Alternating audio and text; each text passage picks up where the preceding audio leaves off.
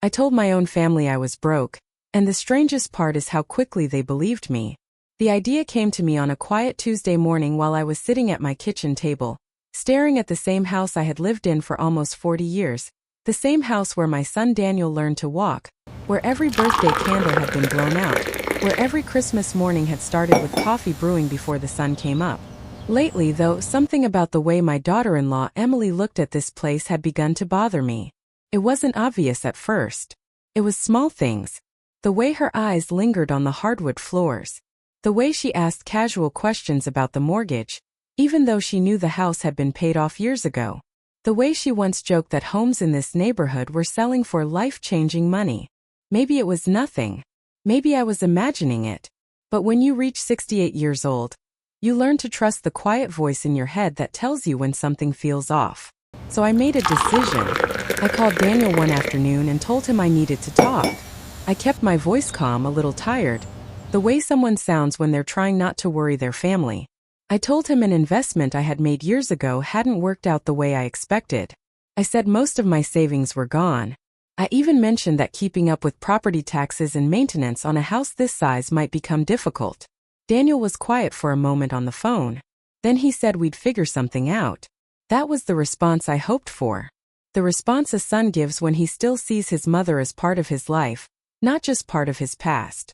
But the real test wasn't Daniel. It was Emily. Because Emily had always been polite, always smiling, always quick to call me mom at family dinners. Still, there was something about her kindness that felt practiced, like a performance you repeat so often you forget why you started. And I wondered what would happen if the audience disappeared. What would happen if I wasn't the comfortable mother-in-law with a nice home and stable savings? What would happen if I became something less convenient? Something less useful? That's why I told them the story about my money being gone. It wasn't revenge. It wasn't anger. It was curiosity. I simply wanted to see who my family really was when the illusion of security disappeared. At first, nothing seemed different. But within a few days, little things began to shift. Emily stopped texting me the cheerful good morning messages she used to send every week. When we spoke on the phone, her voice sounded polite, but distant, like someone speaking to a coworker instead of family. Then one evening, while Daniel and Emily were visiting, Emily stood in the living room and slowly looked around the house again, the same way she had before, except this time there was something new in her expression. Calculation. And that was the moment I realized something important. My small lie hadn't created a problem in my family. It had simply turned on the light. Over the next week I began to notice the kind of changes that most people would probably ignore. But when you have lived long enough, you start to recognize when a person is slowly stepping back from you. Emily did not stop being polite. In fact, in some ways she became even more polite than before, but there was a careful distance in her tone that had not been there in the past. When she spoke to me, her sentences were shorter. Her smiles ended faster. It felt less like family and more like a neighbor stopping by to make small talk before heading home. Daniel, on the other hand, seemed unaware that anything had changed. He still called every few days to check on me. He still asked if I needed help with groceries or yard work. That was Daniel. My son had always believed the best about people, especially the people he loved. I did not blame him for that. Kindness is a good quality in a person, but sometimes kindness also makes it easy for someone else to hide behind it.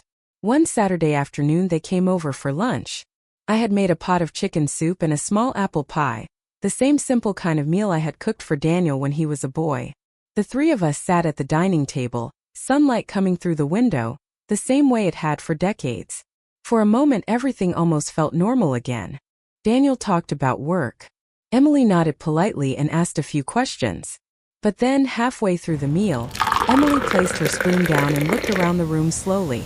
Her eyes moved across the cabinets, the old wooden table, the framed photographs on the wall. Then she said something that sounded casual, but the words stayed with me. She said that houses in this neighborhood were selling very quickly lately, sometimes within a week, and that many people my age were choosing to downsize into smaller apartments. She said it in the same cheerful tone someone might use when discussing the weather, but the meaning behind it was very clear. Daniel looked surprised and said that I loved this house and had no reason to leave it. Emily smiled and said she was only thinking about what might be easier for me if money ever became tight. I nodded and told her that maybe she was right, that perhaps a smaller place would be simpler someday. The moment I said that, I saw something flash across her face that disappeared almost instantly. It was not concern. It was not sympathy. It was interest. A quiet kind of interest, the way someone reacts when a conversation suddenly becomes useful to them. After they left that afternoon, I washed the dishes slowly and stood at the kitchen window looking out at the backyard where Daniel used to play baseball when he was 10 years old. I had not told a large lie. I had only suggested that my savings were smaller than before. Yet already the atmosphere around me was beginning to change. And the more I paid attention, the more I began to realize that Emily was not stepping away from me because she believed I was struggling. She was adjusting her position because she believed something valuable might soon become available. During the following days, I did something very simple that many people forget to do in their own lives. I paid attention. When you are younger, you often rush through conversations without noticing the small pauses between words. But when you reach my age, you learn that those pauses tell you more than the words themselves. A few days after that lunch, Emily called me in the early evening. Her voice sounded bright and friendly, but there was a careful tone underneath it, the kind someone uses when they are slowly approaching a topic they truly care about. She asked how I was doing and whether I had managed to sort out my finances. I told her I was still figuring things out, and that I might need to make some changes in the future if things did not improve. Emily listened very quietly. Then she began talking about something she called practical planning. She said many families she knew were helping their parents make smarter housing decisions as they got older.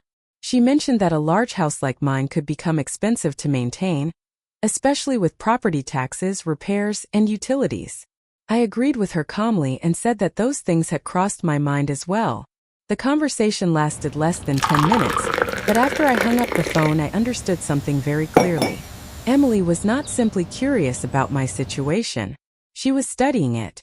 That weekend, Daniel came over alone to help me fix a loose cabinet door in the kitchen. While he worked, we talked about ordinary things like work, the weather, and the local farmers market that had just opened for the spring season. Daniel eventually asked whether I was truly worried about money. I told him not to worry too much and that I would manage. He nodded and said that he and Emily had been discussing ways the family could help if I ever needed it. The moment he said that, I felt a quiet tension in my chest, not because of Daniel, but because I knew whose idea those discussions really were. Later that evening, Daniel left and the house became quiet again. I made myself a cup of tea and sat in the living room looking at the old photographs on the bookshelf. There was one picture of Daniel when he was 8 years old, standing proudly in the backyard holding a baseball glove that was far too big for his hand. I remembered how proud he had been that day. As I looked at that photograph, I realized something important about the situation unfolding around me. Daniel was trying to help his mother. Emily was trying to solve a different kind of problem. To her, my situation was not about family history or memories inside these walls. It was about assets, decisions, and timing. That realization did not make me angry. Instead, it made me calmer than before, because once you understand what motivates a person, their next steps become much easier to predict. And I had the feeling that Emily was preparing to make her first real move very soon. 3 days later, Emily invited me to dinner at their house, which in itself was not unusual, but the tone of the invitation felt different from the past. In earlier years, she would say something warm like "We miss you" or "Daniel would love to see you." This time the message sounded more like a scheduled meeting. She told me she had made a nice dinner and thought it would be a good time for us to talk about the future. The phrase about the future stayed in my mind the entire drive to their place. Their home was about 20 minutes away from mine, in a newer neighborhood where the houses all looked similar and the sidewalks were perfectly straight. When I arrived, Emily greeted me at the door with a bright smile and a quick hug, but her eyes immediately studied my face as if she were trying to measure something. Daniel came out from the kitchen and wrapped me in a much warmer embrace. The smell of roasted chicken filled the house, and for a moment the evening almost felt normal again. We sat down at their dining table and began eating. Daniel talked about a project at work and Emily nodded along, occasionally adding a comment, but I noticed she kept glancing toward me every few minutes. Eventually, Daniel stood up to refill our water glasses and stepped into the kitchen for a moment. The second he left the room, Emily leaned forward slightly and lowered her voice. She asked if I had thought more about what we discussed the previous week about the house. I told her that I had been thinking, but I had not made any decisions yet. Emily smiled in a way that looked supportive on the surface, but her words moved quickly in another direction. She said that sometimes older homeowners hold on to large properties longer than they should, and that it can become stressful when expenses start to pile up. She explained that if I ever decided to sell, the market was extremely strong right now, and it might be the perfect moment to take advantage of it. I listened quietly while she spoke, stirring my tea slowly with a spoon. Then she mentioned something new. She said that Daniel and she had been discussing the possibility of helping me manage the transition if I ever needed to move somewhere smaller. She explained that there were many comfortable apartment communities designed for older adults, and that some even offered meal services and transportation. Her voice sounded calm and helpful, but the way she described everything felt very prepared, almost rehearsed. Just then Daniel returned with the glasses of water, and the conversation changed immediately to something harmless about a television show they had been watching. But as I looked across the table at Emily, I realized something important about that evening. She had not invited me to dinner simply to spend time together. She had invited me because she believed the situation with my finances was beginning to create an opportunity. And the more confident she felt about that opportunity, the more openly she was beginning to guide the conversation toward it. When I drove home that night, I kept thinking about the way Emily had leaned forward across the table when Daniel stepped into the kitchen, the way her voice lowered slightly as if she were discussing something confidential instead of something kind. The streetlights passed slowly through my windshield while I replayed the conversation in my mind.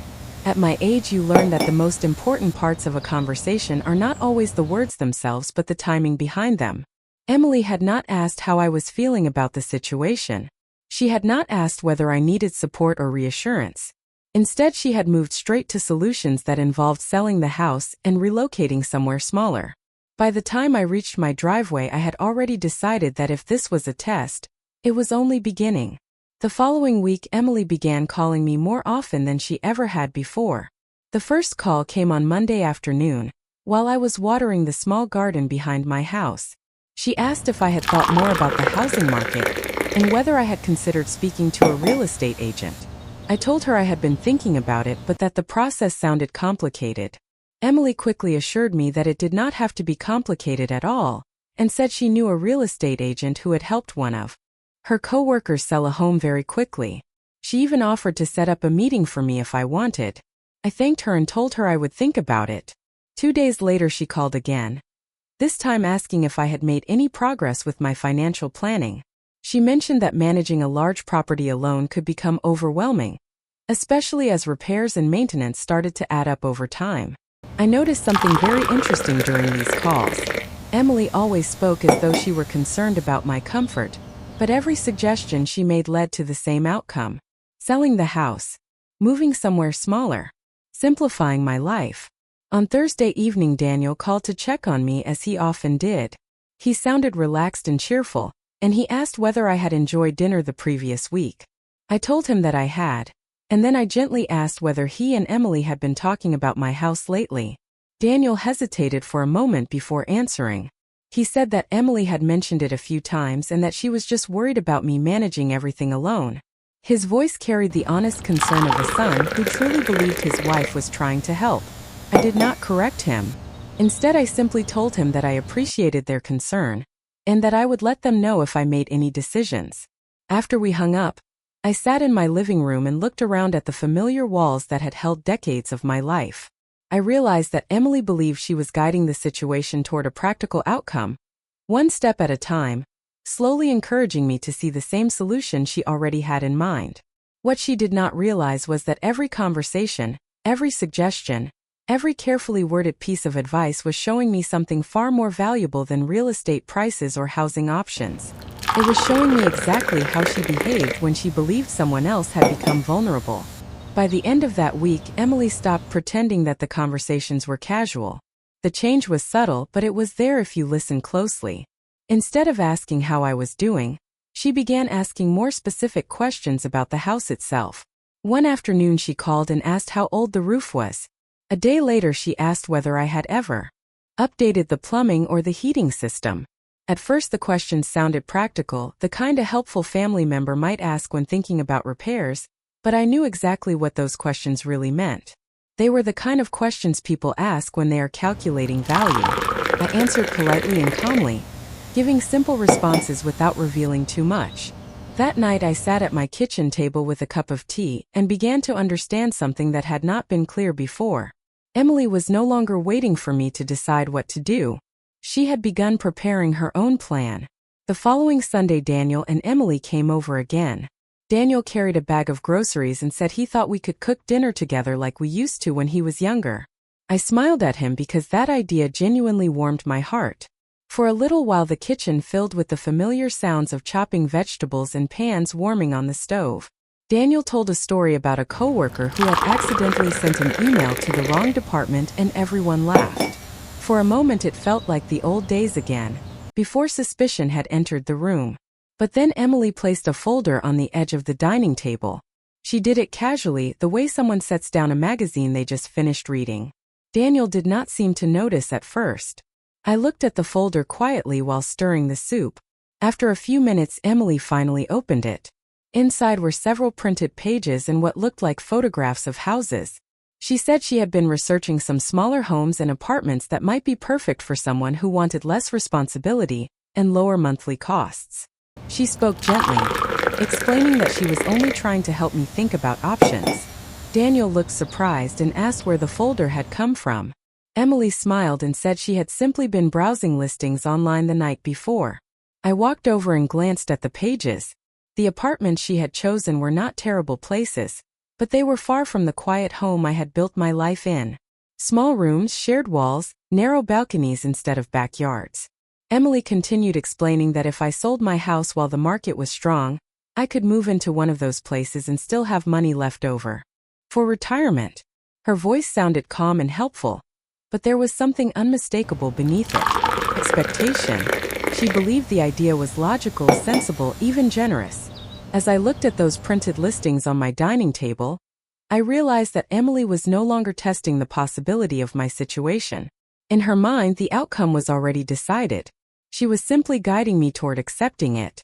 For a few seconds I simply looked at the papers spread across my dining table. Emily continued speaking in that calm, reassuring tone, explaining the advantages of smaller living spaces, the convenience of apartment communities, and the idea that many people my age were choosing a simpler lifestyle. Daniel stood beside the stove stirring the soup and listening quietly, clearly unsure how the conversation had suddenly turned into a discussion about me moving out of my own home.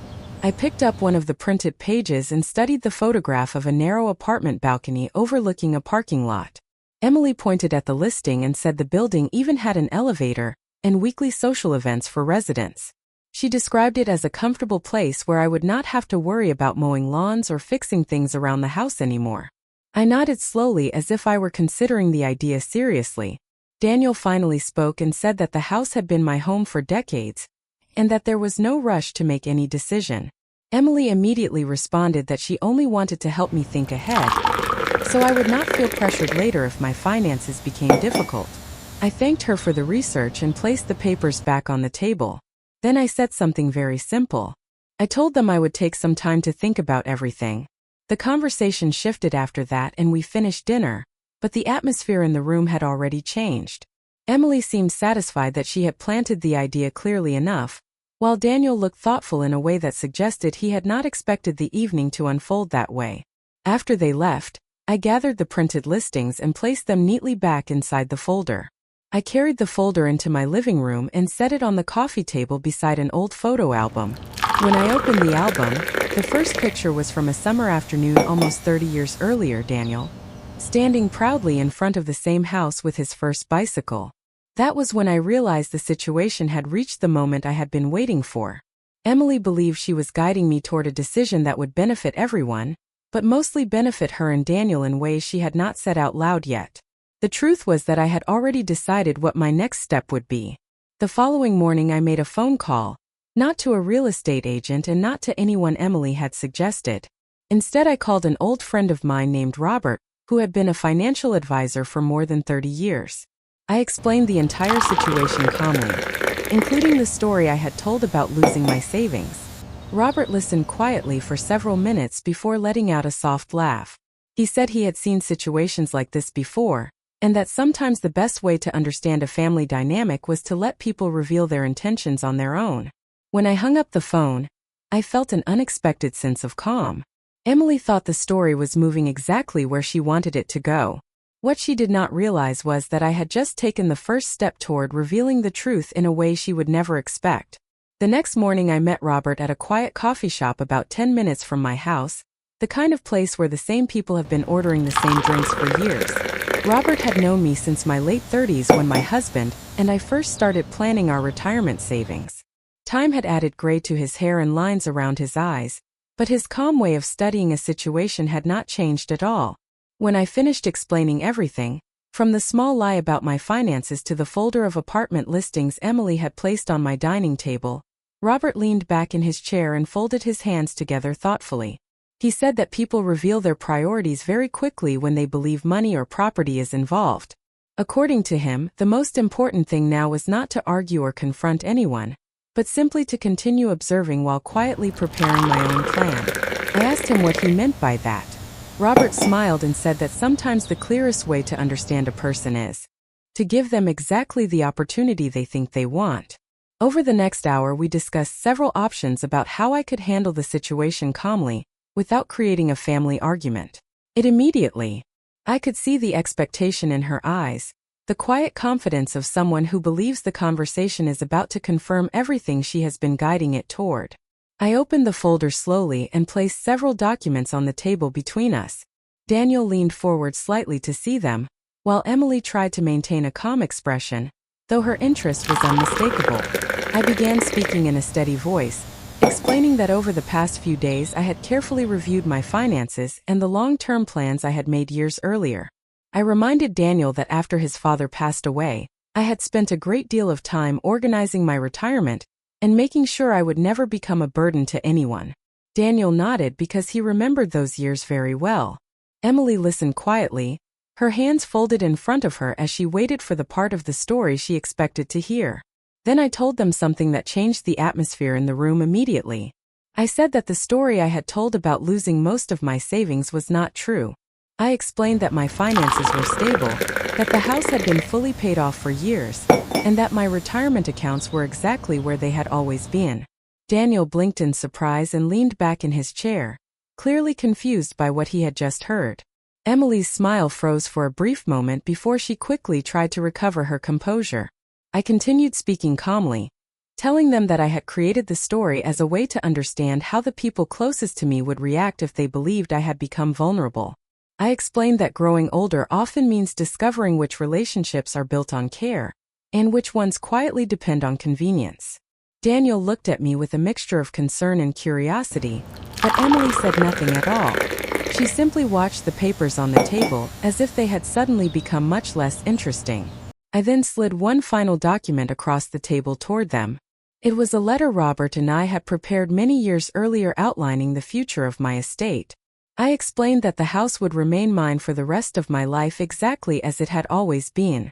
I also explained that when the time eventually came, the property and the majority of my assets would not be sold to benefit anyone's short-term plans. Instead, they had already been designated for several charitable organizations and educational funds that meant a great deal to me. The room became very quiet after that. Daniel looked thoughtful as he absorbed the information, but Emily's expression had changed in a way that was impossible to ignore. The careful enthusiasm she had shown for weeks had completely disappeared. I folded my hands calmly on the table and said that the test had been simple. I only wanted to see who would treat me differently when they believed I had less to offer. And now, after everything that had happened, I finally had my answer.